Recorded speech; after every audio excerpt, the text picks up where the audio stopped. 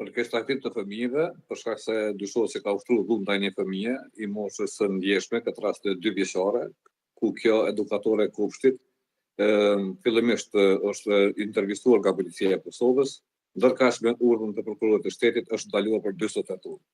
Rasti fillimisht është raportuar nga prindërit e fëmijës, ku kanë pasur dyshime për keq trajtim, mirë po pas sigurimit të videoincizimeve kemi hasur në dhunë fizike ndaj fëmijës dhe për këtë çështje është ndaluar për vepër penale keq trajtimi i fëmijëve.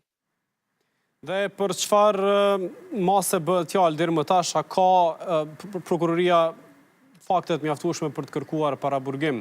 Dhe çfarë mund ndodh tash? Deri më tani i kemi siguruar të gjitha provat relevante, këtë rast edhe videoincizimin, intervistën e personës së dyshuar dhe njëkohësisht të dëmtuarit këtë rast, dhe është ndaluar për 40 tetor. Brenda afatit ligjor, prokurori i shtetit do të bëjë kërkesë për sigurimin e prezencës pandehurës në procedurë penale. E qartë, Nikshit, faleminderit shumë që gjete kohë të inkuadrohesh në fillim të emisionit.